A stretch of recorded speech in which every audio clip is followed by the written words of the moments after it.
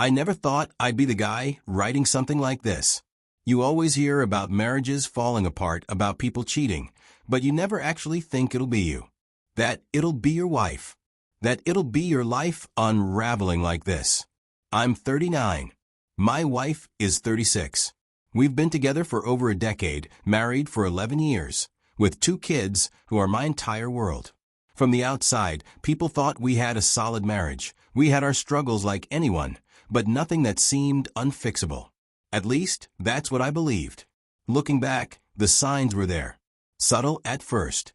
She started staying late at work more often, or going to the gym when she never really cared about fitness before. She became colder. Not cruel exactly, but distant. She used to kiss me goodnight every evening, even if she was tired. Then one day, she just stopped. I thought maybe it was stress, maybe motherhood taking its toll, maybe I wasn't doing enough to support her. I blamed myself. I told myself she needed space, that maybe if I tried harder, cooked dinner, helped more with the kids, planned a date night, she'd come back to me emotionally. But every attempt I made felt like throwing stones into the ocean. No splash, no ripple. Just silence. Then she started acting like I was paranoid whenever I asked innocent questions. "Why are you so controlling?" she'd snap. Or, "You're imagining things. You always overthink." She made me feel guilty for even wondering why she wasn't coming home until midnight after a girls' night. And here's the thing, I believed her. I let her gaslight me into thinking I was the problem. I thought I was losing my mind. I still loved her. God, I loved her so much. Even when she pulled away, even when she treated me like I was a nuisance, I kept loving her. I kept telling myself it was just a rough patch. But it wasn't a rough patch. It was the beginning of the end. The distance between us grew in ways I couldn't ignore anymore. She wasn't just busy. She was gone. Her body was there, but her mind, her heart, somewhere else. She started guarding her phone like it was a state secret.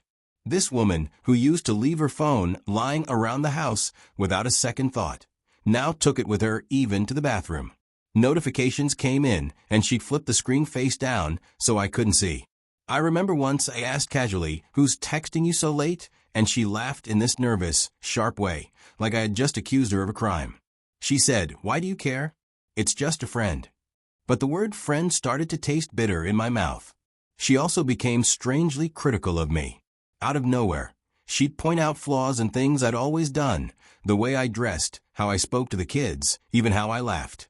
It was as if she was rewriting the story of our marriage, shifting the blame to me so that her emotional withdrawal could feel justified. I tried harder. God help me, I tried. I started going to the gym myself, thinking maybe she'd see me differently. I planned a weekend getaway for just the 2 of us, but she said she was too tired and not in the mood for trips. That one stung.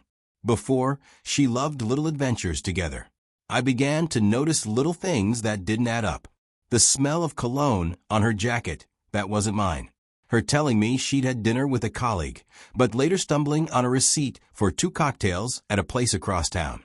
Her saying she was exhausted from work meetings, while her eyes glowed with a kind of energy I hadn't seen directed at me in months. Still, every time I tried to ask, every time I even hinted at my doubts, she flipped it back on me. "You're paranoid. You're imagining things. Why are you trying to ruin what we have with your jealousy?" And like an idiot, I swallowed it. I thought maybe I was being paranoid. Maybe I was imagining things. But deep down, a part of me already knew. I just didn't want to believe it. It was a Friday evening when it all came crashing down.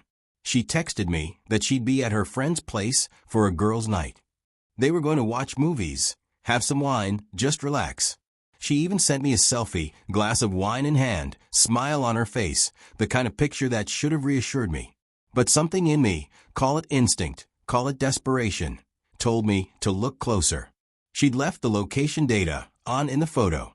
I don't even know why I checked. I wasn't the type to snoop. But my thumb just moved. And the map didn't show her friend's address. It showed a hotel. My stomach dropped. My hands went cold. I tried calling her friend, just to be sure, but there was no answer.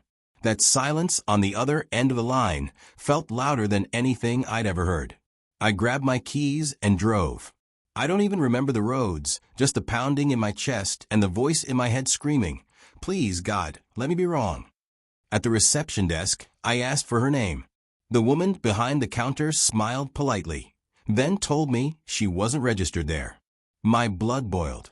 I could see the hesitation in her eyes. She was lying to cover for them.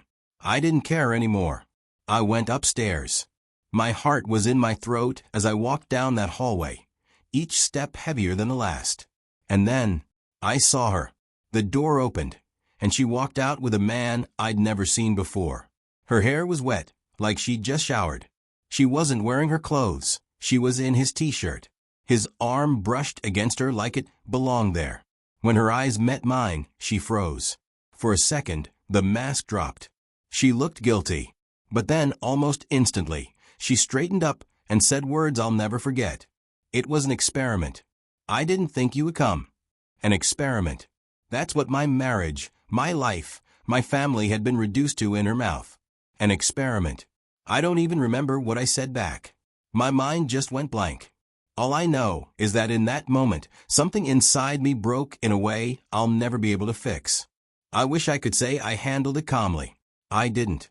My whole body was trembling, not just from anger, but from disbelief. I asked her, "Who is he? How long has this been going on?" My voice cracked. I wasn't yelling, but I could feel people in the hallway slowing down, staring. She rolled her eyes. Rolled. Her eyes. Like I was the one being dramatic. She muttered, "Don't do this here. You're embarrassing yourself." Embarrassing myself.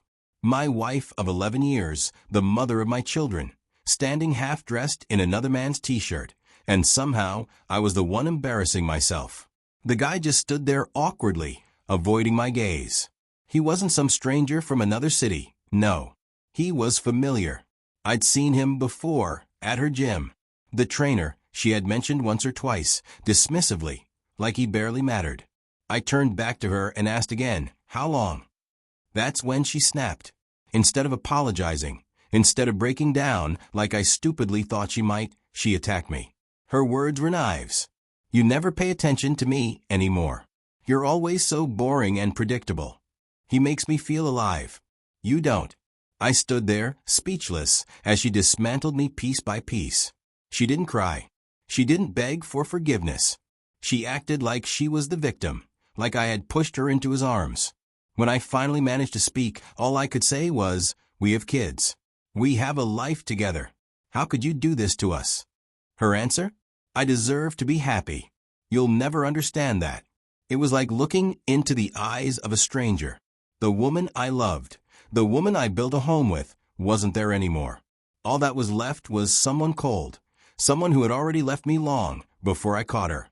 And still, even in that moment, a part of me wanted to believe her. Wanted to think maybe I could fix it. That's how deep love can blind you.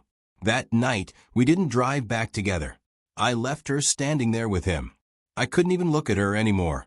My chest felt like it was caving in.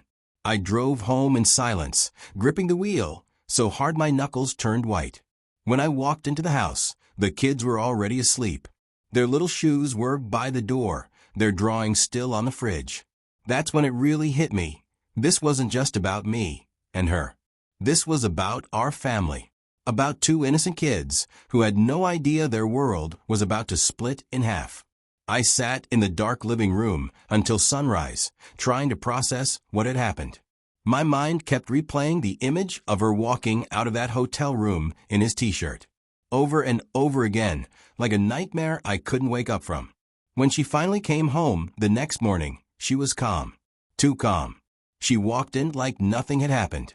No tears, no apologies. Just cold indifference. I asked her again, "Why? Why him? Why do this to us?" She sighed like she was tired of my questions. "Because I needed something you couldn't give me. He makes me feel like myself again. You wouldn't understand." And then, the kicker. If you had been a better husband, maybe I wouldn't have needed this. I can't explain the pain of hearing those words. It's like she took every ounce of guilt and shame she should have felt and dumped it all on me. Somehow, in her story, I was the villain. I was the reason she cheated. I wanted to scream, to throw something, to break down, But I couldn't. The kids were upstairs. They didn't deserve to wake up to shouting. So I just shut down. I went numb. She acted like I was overreacting. Like it wasn't even that big of a deal. It was just a few months. It's not like I don't love you, she said. But those words didn't comfort me. They cut deeper. Because if she could betray me while still saying she loved me, then what did love even mean anymore? The days after the discovery were hell. Not the screaming, fighting kind of hell. I almost wish it had been that. At least then I'd know where we stood. Instead, it was the silent, suffocating kind. She carried on like nothing had happened. She still made the kids breakfast, still folded laundry, still asked if I'd remembered to take out the trash. On the surface, life looked normal. But underneath, everything had changed. I couldn't look at her without seeing that hotel hallway. Couldn't hear her voice without remembering how cold she sounded when she said, "If you had been a better husband." I'd lie awake at night beside her, staring at the ceiling, wondering if she was texting him under the covers. Sometimes she'd turn away from me completely, like I wasn't even there. Other times, she'd rest her hand on my arm absent-mindedly, and I'd feel sick, wondering if she'd touched him the same way the night before. I didn't tell the kids. How could I? They'd still run to the door when she came home, shouting "Mommy," with pure joy in their voices. They loved her unconditionally. I envied them for that, for not knowing.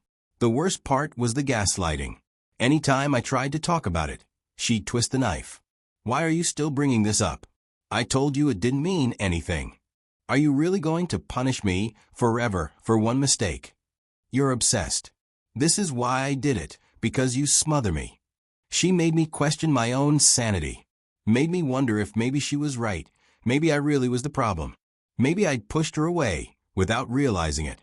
And yet, I still loved her. That was the cruelest part of all. I loved her so much it hurt. I wanted to forgive her, to believe that we could somehow put the pieces back together. But every time I tried, every time I thought about reaching for her hand, I remembered the image of her in that man's t-shirt, and my chest tightened until I couldn't breathe. I was trapped between my love for her and the betrayal she had carved into my heart. I lasted about 3 weeks living like that, half alive, carrying the weight of what I knew, but pretending for the kids' sake that nothing had changed. But inside I was rotting. One night, she told me she was going for a late workout. My chest instantly tightened. The gym had become a code word. I tried to stay calm, but after she left, I sat in the dark with my phone in my hand, staring at the clock. An hour passed. Then 2. Finally, I drove to the gym. It was closed. Parking lot empty. My stomach dropped again, same as the night at the hotel. I drove aimlessly for a while, half hoping I wouldn't find what I was looking for. When she came home later, her hair damp, smelling faintly of men's cologne, I couldn't hold it in anymore. I asked her straight out, "Were you with him?" Her expression hardened immediately. Not guilt. Not shame. Just anger. "You're insane. Do you hear yourself? This obsession isn't healthy. If you keep accusing me, maybe you're the one destroying this marriage, not me." That broke me. I realized she wasn't going to stop. She wasn't going to admit anything beyond what I'd already seen with my own eyes. She was going to twist it until I doubted myself completely, until I hated myself for even asking. And in that moment, standing in our kitchen under the dim light, I felt smaller than I ever had in my life. Like I was just a ghost in my own home. I didn't yell. I didn't cry. I just said quietly, "I can't live like this." For the first time, I saw a flicker of fear in her eyes. But it wasn't fear of losing me. It was fear of losing control. That's when I knew something had to give. Either I'd break completely, or I'd have to take back my life. After that night in the kitchen, something inside me shifted. I wasn't ready to leave yet, not really. But for the first time, I let myself imagine it. Imagine a life without her. A life where I wasn't constantly questioning, constantly doubting, constantly bleeding out in silence. The thought scared me. Terrified me, actually. We had 2 kids, a mortgage, family routines. Walking away would mean detonating everything we'd built. But staying meant slowly dying inside. I started small. I reached out to a close friend, someone I trusted, someone outside of our circle who wouldn't run back to her with what I said. I told him everything. The hotel. The lies. The way she turned it all back on me. For the first time in months, I felt heard. He didn't say, maybe you're overreacting, like she always did. He didn't tell me I was crazy. He just listened. And then he said, man, this isn't on you. She made her choices. Stop letting her convince you otherwise. It was like someone had finally cut a chain off my chest. I also started keeping notes. Every time she lied, every excuse, every slip of the tongue. Not because I wanted revenge, but because I needed proof for myself. Something to look back on when she tried to twist the story and make me doubt reality. And most importantly, I started focusing on the kids more than ever. I realized they were the only part of my life untouched by her betrayal. Their laughter, their hugs, that was real. That was mine.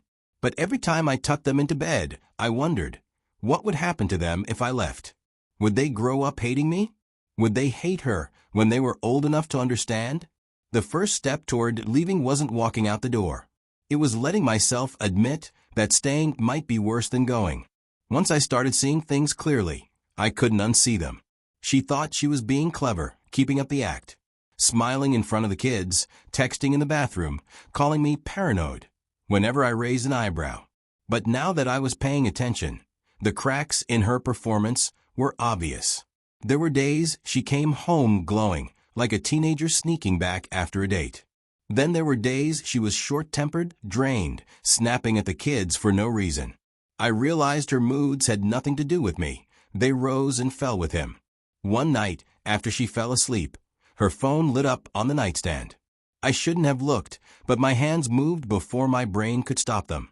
The message preview was just one word: miss you. I didn't need to see the rest.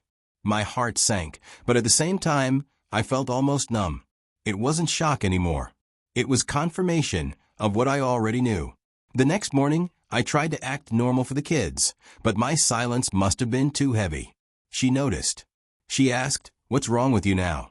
I just looked at her. Really looked. At the woman I had once thought I'd grow old with. And all I could see was a stranger. That was the first time I didn't answer her question. I just walked away. And something in her shifted too. I think she felt it, that her grip on me was slipping. Suddenly, she started acting sweet again. She made my favorite dinner, kissed my cheek in front of the kids, even suggested we plan a trip together. But it all felt fake. Too little, too late. The facade was crumbling, and she knew it. And for the first time in months, I felt a strange flicker of power, not because I wanted to hurt her, but because I finally realized I didn't have to keep living as her prisoner. There comes a moment when the pain stops being just pain and starts becoming clarity. For me, that moment hit one evening as I was putting the kids to bed. My daughter asked if Mommy and Daddy were mad at each other. She's only 8, but kids notice things. They always notice. I forced a smile, told her everything was fine, kissed her forehead, and tucked her in. But inside, I felt like I'd been punched in the gut. That's when I knew I couldn't keep pretending. Not for her, not for my son, not for myself. I went downstairs, sat at the kitchen table, and stared at my wedding ring. I thought about the man I used to be, the one who believed in forever, who believed that love could weather anything. And then I thought about the man I had become, hollow, doubting my sanity, sleeping next to a stranger. I realized I had two choices. 1, keep sacrificing myself, rotting away in a marriage where love had been replaced with lies. 2, rip the bandage off and face the storm, for the chance of eventually healing. Neither option felt good. Both meant pain, but only one meant hope. So I made the decision. I was going to leave. Not that night, not recklessly. I had kids to protect, a life to untangle. But in my heart, the choice was made. I wasn't her prisoner anymore. And for the first time in months, I felt something I thought I'd lost forever. Relief. It was faint, almost fragile. But it was there. I whispered it out loud to myself, just to hear it in the air. I'm leaving. And once I said it, I knew there was no going back. After that night, everything changed. I couldn't pretend anymore, and I couldn't ignore the truth. But leaving isn't something you do in a single heartbeat, not when there are kids, bills, and years of shared life tethering you together. I started planning quietly, opened a separate bank account, found a small apartment not far from a kid's school, made a list of what I'd need to take with me. Nothing dramatic, nothing impulsive, just practical steps to give me a way out without burning everything to the ground. Meanwhile, she continued her charade. Sweet smiles in front of the kids, little gestures that once might have fooled me, but now only reminded me how manipulative she could be. Every time she tried to pull me back in, I felt a little flicker of anger growing inside me. Not just at her, but at myself for ever letting it happen. I also started documenting everything. Every suspicious text, every lie, every cold or dismissive comment. Not to confront her, not yet, but so I wouldn't doubt myself later. So I'd have a record of reality when she tried to twist it again. And at night, when the house was quiet, I allowed myself to feel. I let the grief hit me in waves. I cried for the marriage I had believed in. I cried for the love I'd given that had been thrown away. I cried for the family I was trying to save in pieces. But through all the pain, there was a growing sense of resolve. I realized that leaving wasn't just about escaping her.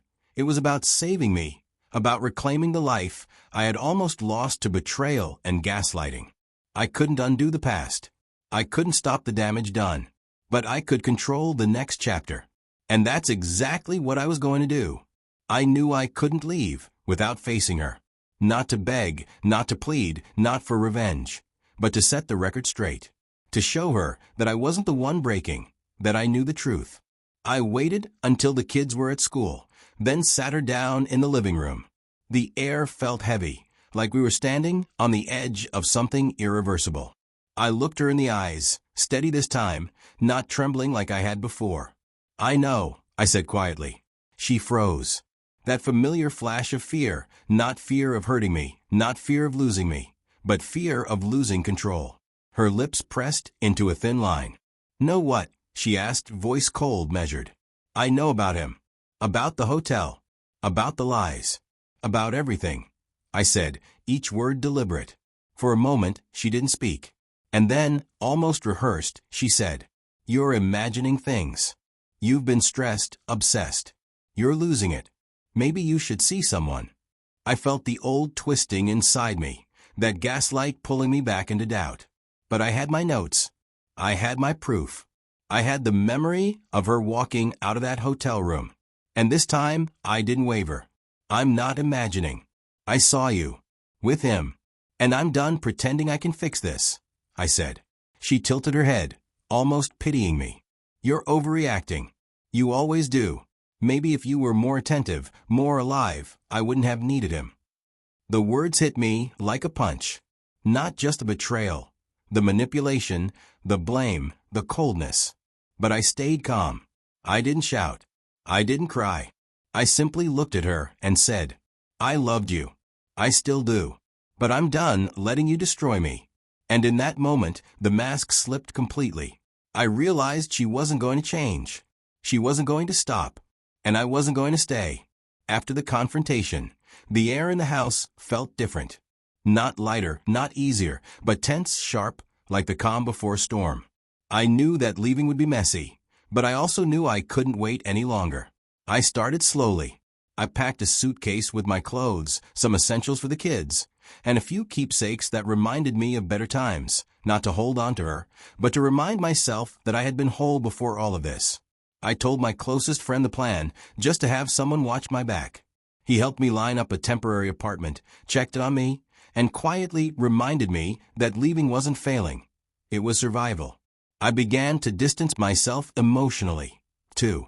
No more arguing over trivial things. No more pretending to be okay with her manipulations. I started speaking calmly, clearly, without letting her gaslight pull me in. Every smile she forced, every feigned apology, I saw through it. And I no longer cared to hide my awareness. When the kids came home, I focused on them, not her. Playtime, homework, bedtime stories. Their world needed stability, and I became the anchor. I realized that even if the marriage collapsed completely, I could still provide love and safety for them. At night, I slept in the spare room, letting her take the master bedroom. It was hard at first, being physically and emotionally apart in the same house, but I reminded myself, this was temporary. My freedom was worth the discomfort. And with every day that passed, the clarity grew. Leaving wasn't just about escaping her betrayal. It was about reclaiming my identity, my peace, my life. Once I started taking steps away, the world around me shifted. She noticed, of course. Her sweet smiles vanished. The fake apologies stopped. Instead, there was coldness, sharp words, and a constant push to make me doubt myself again. I felt the fallout everywhere. In the house, in our conversations, in the children's questions. My son asked why Daddy seemed so sad sometimes. My daughter wanted to know why Mommy was always upset. I answered as honestly as I could without dragging them into adult pain. That sometimes grown-ups make mistakes, but we always find a way to be kind and safe. Outside the home, I faced judgment from friends and family who didn't know the full story. Some whispered that maybe I hadn't been a good husband. Some asked why I didn't just forgive. But I learned to hold my head high. Forgiveness wasn't the point. Survival was. Clarity was. Protecting myself and my children was.